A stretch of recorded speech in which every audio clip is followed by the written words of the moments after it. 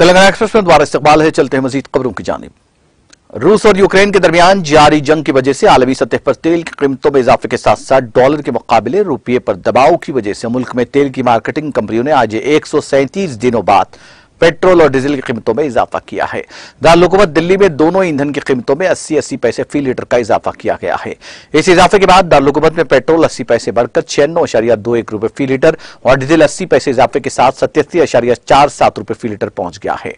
मुंबई में पेट्रोल 84 पैसे बढ़कर 110.82 रुपए फी लीटर और डीजल 82 पैसे बढ़कर 95 रुपए फी लीटर हो गया है। चेन्नई में पेट्रोल और डीजल की कीमतें 76 पैसे बढ़कर बिलतरतीब 102.16 रुपये और 92.19 रुपए फी लीटर तक पहुंच गई हैं। इसी तरह कोलकाता में पेट्रोल 84 पैसे बढ़कर 105.51 रुपए फी लीटर और डीजल 83 पैसे बढ़कर 90.62 रुपए फी लीटर हो गया है। मरकजी हुकूमत के पेट्रोल और डीजल पर एक्साइज ड्यूटी में बिलतरतीब 5 रुपए और 10 रुपए की कमी का ऐलान करने के बाद ईंधन की कीमतों में 4 नवंबर 2021 को तेजी से कमी आई थी।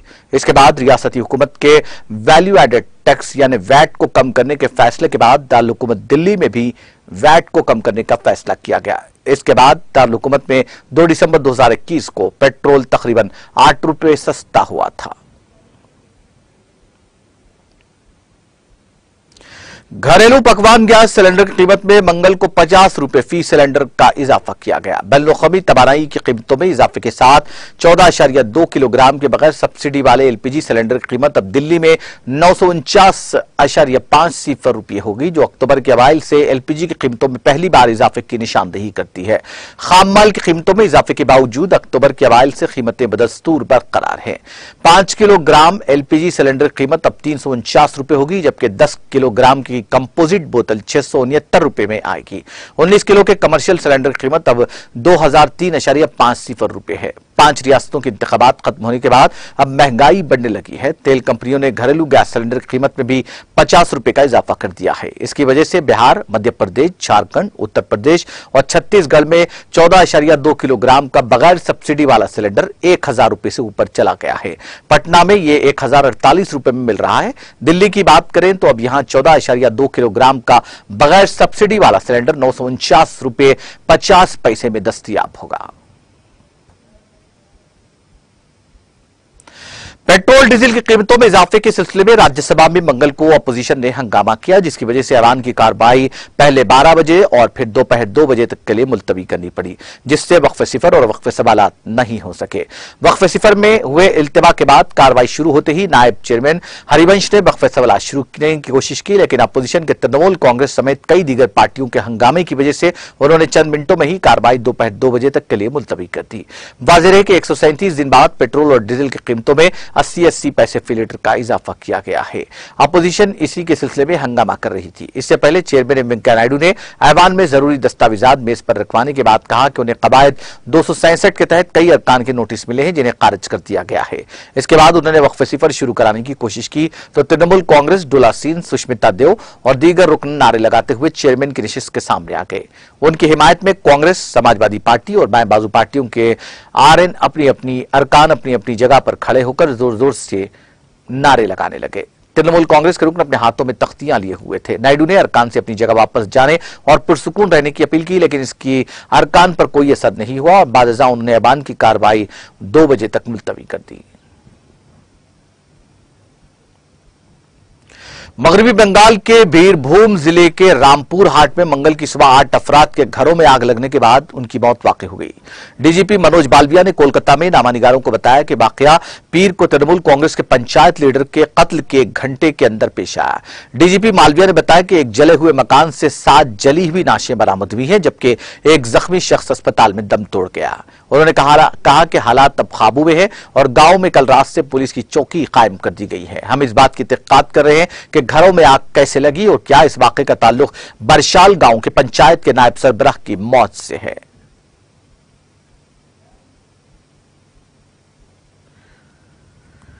राज्यसभा ने चीन में कल हुए तैयारा हादसे में मारे गए लोगों को खामोश खड़े होकर मंगल को खराज अकीदत पेश किया। चेयरमैन वेंकैया नायडू ने आज सुबह ऐवान की कार्रवाई शुरू करते हुए ऐवान को चीन में तैयारा हादसे की मालूमात दी। उन्होंने कहा कि ऐवान हलाक शुदगान के लवाहिकीन के तय इज़हार ताज़ियत करता है। इसके बाद ऐवान ने हलाक शुदगान को खामोश खड़े होकर खराज अकीदत पेश किया। चीन के मशरकी इलाके में पीर को हादसे का शिकार हुए तैयारे में 132 लोग मारे गए। जनूबी मगरबी सूबे यूनान के कनमरिंग से मशरकी साहिल के साथ गोवांगजो के सनती मरकज के लिए परवाज भरते वक्त एक बोइंग 737-800 तैयारा ग्वांगशी इलाके के दोझो शहर के पास हादसे का शिकार हो गया था।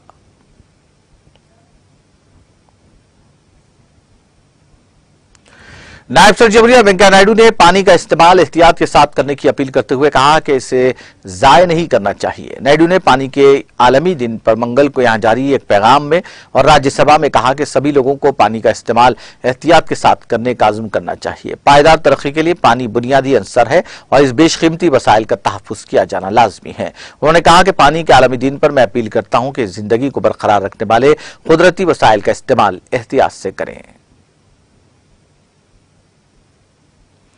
वज़ीर-ए-आज़म नरेंद्र मोदी ने पानी के आलमी दिन के मौके पर पानी की हर एक बूंद को बचाने के अज़्म को दोहराते हुए कहा कि हुकूमत पानी के तहफ़्फ़ुज़ के लिए मुख्तलिफ इक़दाम कर रही है।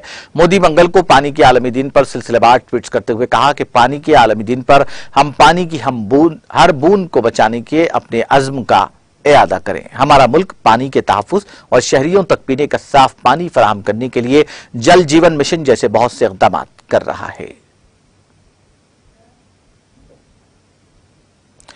हुकूमत ने कहा कि जिस तरह से किसानों के लिए किसान क्रेडिट कार्ड केसीसी दस्तियाब है, इस तरह से माही गिरों और मवेशी पालने वालों के लिए भी केसीसी की सहूलत हुकूमत की तरफ से दस्तियाब कराई गई है।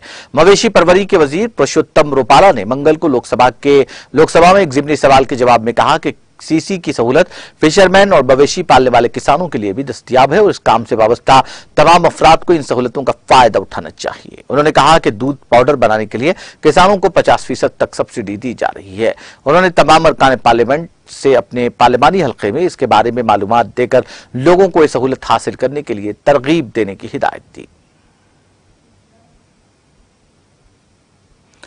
हुकूमत ने कहा कि खेलो इंडिया के तहत मुल्क में बासलाहियत खिलाड़ी उभर रहे हैं और इस स्कीम को आगे बढ़ाने के लिए मुल्क में 1000 खेलो इंडिया सेंटर्स कायम किए जाएंगे। देही इलाकों में खेलों के लिए तमाम सहूलियात फराहम की जा रही हैं। खेलों के वजीर ममलकत नस्त परमानक ने मंगल को लोकसभा में एक ज़िमनी सवाल के जवाब में कहा कि हुकूमत का मकसद 1000 खेल मराकिज कायम करने का है और इस सिलसिले में अब तक 448 मराकिज कायम किए जा चुके हैं। उन्होंने कहा कि हुकूमत खेलो इंडिया के लिए 2397 करोड़ रुपए की लागत से ये मराकिज कायम करेगी। इसके तहत अब तक 1000 करोड़ रुपए मंजूर हो चुके हैं। मरकजी वजीर ने कहा कि इस स्कीम के तहत छोटे शहरों और देही इलाकों पर खुसूसी तवज्जो दी जा रही है और उन मकामात से आम खानदानों के होनहार नौजवानों को स्कीम से जोड़ा जा रहा है। इसके लिए छोटे मकामात पर इन मराकिज को तरजीही बुनियाद पर कायम किया जा रहा है। फिल्म द कश्मीर फाइल के डायरेक्टर कानपुर पहुंच गए। फिल्म के डायरेक्टर विवेक अग्निहोत्री ने द कश्मीर फाइल्स की मुखालिफत करने वालों पर जोरदार हमला किया जो पूरे मुल्क में मौजू बहस बन गया। कानपुर शहर में आए विवेक ने कहा कि दहशतगर्दी एक बड़ा कारोबार बन गया है।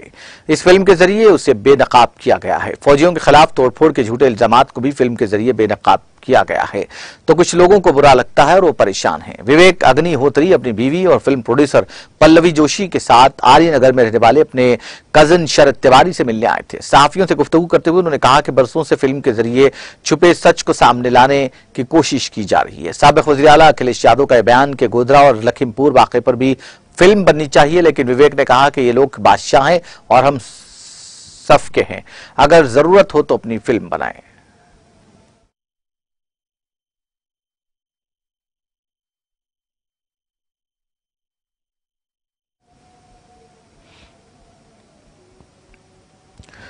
Government higher secondary school Gamtaral Kashmir में 11वीं और 12वीं जमात के कई तलबा ने आज स्कूल में पॉलिटिकल साइंस के उस्ताद की कमी पर तशवीश का इजहार किया। मुतासिर तलबा का कहना था कि इदारे में मज़कूरा मजमून कई सालों से पढ़ाया जा रहा था, लेकिन इस साल तलबा को दूसरे मज़ामीन लेने पर मजबूर किया जा रहा है। एक तालिब इल्म के मुताबिक उन्हें दूसरे इदारों में जाने से भी रोका जा रहा है, जिसकी वजह से वो तज़ब्ज़ुब के शिकार है। मुतासिर तलबा ने मुतालबा किया कि या तो जल्द से जल्द इलाके में कायम हायर सेकेंडरी में उस्ताद को तैनात किया जाए या तलबा को दूसरे इदारों में पढ़ने का मौका दिया जाए। ये हायर सेकेंडरी लड़कामा हायर सेकेंडरी त्राल में है और हमारी जो मेन प्रॉब्लम यहाँ पे है पॉलिटिकल साइंस की। हमने मतलब पिछले साल भी हमने पॉलिटिकल साइंस लिया था और हमने कोचिंग भी की रखी हुई इसकी। तो अभी क्या मसला है, अभी ये हमें बोल रहे हैं कि मतलब हमने इनको कहा कि ये पॉलिटिकल साइंस का टीचर, तो ये हमें बोल रहे हैं कि आपका जो टीचर है हम नहीं दे सकते हैं, आप एक काम को दूसरा सब्जेक्ट ले लो। हम क्यों ले दूसरा सब्जेक्ट जब हमने मेहनत की है सब्जेक्ट में, हम क्यों ले दूसरा सब्जेक्ट क्यों ले हमें। तो हमसे ये गुजारिश, हम आपसे गुजारिश करते हैं कि ये हमारी जो बात है आगे पहुँचाए और हमें अपना हक दिया जाए। और इनका यही जवाब है कि हम नहीं लेने देंगे और आपको यहाँ पे पढ़ना है हमारी मर्जी से। मतलब ये बोल रहे, इनका ये सीधे तरीके से ये कहना है कि हमारी मर्जी से चलो, जो हम कहे वही करो। हमारी यही डिमांड है, हमें जो ये पॉलिटिकल साइंस का टीचर हमें दिया जाए, हमारा हक दिया जाए हमें, बस। जी, मेरा नाम मुनज़्ज़म मंजूर है और मैं 11th क्लास में पढ़ती हूँ गवर्नमेंट हायर सेकेंडरी स्कूल लगाम। और हमारी यहाँ की मेन प्रॉब्लम ये है कि यहाँ पर पॉलिटिकल साइंस टीचर नहीं है और हमारी डिमांड ये है कि हम पॉलिटिकल साइंस पढ़ना चाहते हैं और बहुत बच्चों को ये शौक़ है कि पॉलिटिकल साइंस पढ़ना। यहाँ का प्रिंसिपल जो है बोलता है यहाँ पर पॉलिटिकल साइंस टीचर अवेलेबल नहीं है। पिछले सालों से था, ये वो साल है 2022, यहाँ पर पॉलिटिकल साइंस टीचर नहीं है और हम इनसे यही कहते हैं कि पॉलिटिकल साइंस टीचर लाओ, अगर नहीं लाएंगे तो हम किसी और हायर सेकेंडरी में एडमिशन करेंगे। और ये लोग कहते हैं एडमिशन नहीं मिलेगा वहाँ। हमारी यही इल्तिजा है कि पॉलिटिकल साइंस टीचर लाया जाए और हम पढ़ेंगे। चीन के मशरकी इलाके में पीर को गिरकर तबाह होने वाले तैयारे के मलबे से कोई भी जिंदा नहीं मिला है, यह इत्तला रेस्क्यू टीम ने दी। तैयारे में 132 मुसाफिर सवार थे। बोइंग 800 737 तैयारा जनूब मगरबी सूबे यूनान के कनमेंग से मशरकी साहिल के साथ ग्वांगसू के सनती मरकज की तरफ परवाज करते हुए ग्वांगसी इलाके के शहर वोजू के करीब गिरकर तबाह हो गया। Flight tracking website flight radar 24.com के मुताबिक चाइना ईस्टर्न फ्लाइट 5735 तकरीबन 29,000 फीट की बुलंदी पर परवाज कर रहा था जब उसने मुकामी वक्त के मुताबिक दोपहर 2:20 पर गिरना शुरू किया। तैयारे के गिरने के 96 सेकंड बाद उसने डेटा की तफसील बंद कर दी। चीन की सिविल एविएशन एडमिनिस्ट्रेशन ने कहा कि तैयारे में 123 मुसाफिर और अमले के 9 अरकान सवार थे। रिपोर्ट्स में कहा गया कि चाइना ईस्टर्न के बेड़े के तमाम 800-737 तैयारे को ग्राउंड करने का हुक्म दिया गया है। ताहम हवाबाजी के माहिरीन का कहना है कि तैयारों के पूरे बेड़े का उस वक्त तक ग्राउंड होना गैर मामूली बात है जब तक के मॉडल में किसी फॉल्ट का सबूत न हो। आईबीए के एविएशन एडवाइजर ने कहा कि चीन के पास किसी भी दूसरे मुल्क के मुकाबले में 800-737 तैयारा ज्यादा हैं और अगर दीगर चीनी एयरलाइंस में तैयारे ग्राउंड किए जाते हैं तो इसका घरेलू सफर पर खासा असर पड़ सकता है।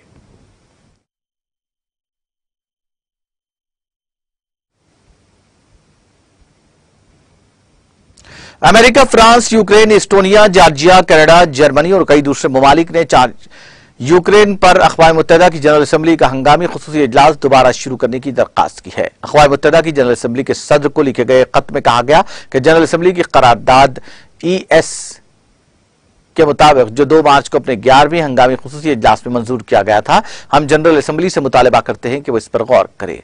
यूक्रेन पर रूसी हमले के इंसानी नताइज पर गौर खोज के लिए 11वें हंगामी खुसूसी इजलास 23 मार्च को या उसके फौरन बाद दोबारा शुरू करने की दरख्वास्त की गई है। इसके बाद अक़वाम मुत्तहिदा की जनरल असम्बली के सदर अब्दुल्ला शाहिद ने अपना खत जारी किया जिसमें उन्होंने कहा कि इजलास 23 मार्च को मुकामी वक्त के मुताबिक सुबह 10 बजे होगा।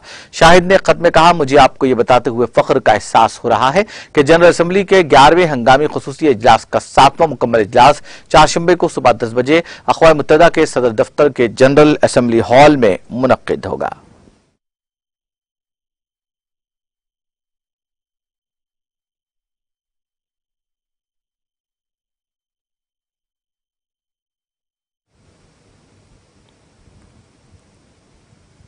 आखिर में सुर्खियां एक बार फिर। किसानों के मसले पर मरकज से नुमाइंदगी के लिए तेलंगाना, बुसरा, नई दिल्ली रवाना। मरकजी वजीर पीयूष गोयल और दीगर से मुलाकात का मंसूबा।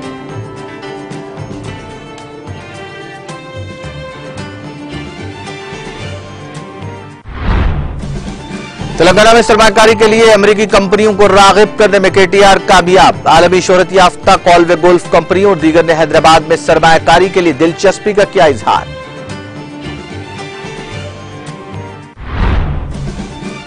वज़ीर दाखिला मोहम्मद महमूद अली का जिले वरंगल का हंगामी दौरा। पुलिस ओहदेदारों के साथ जायजा इजलास। वरंगल में जराइम पर काबू पाने और बरकरारी अमन के लिए पुलिस के इक़दाम को बताया तसल्ली बख्श।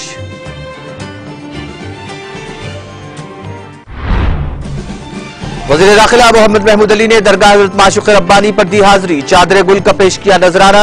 मुस्तकबिल में पार्टी की कामयाबी और वज़ीर आला KCR की दराजी उम्र के लिए की दुआ।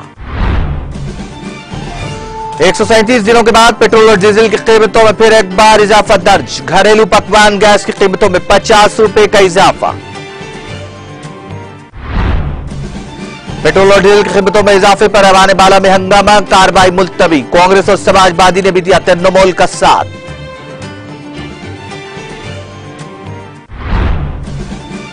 मगरबी बंगाल में घरों को आग लगने से 8 अफराद हलाक। पुलिस ने किया तहकीकात का आगाज। तृणमूल पंचायत लीडर के कत्ल के बाद पेश आई वारदात। और खेलो इंडिया स्कीम के तहत मुल्क में 1000 खेलो इंडिया सेंटर्स कायम किए जाएंगे। वजीर ममलकत नसत परमानक का लोकसभा में बयान।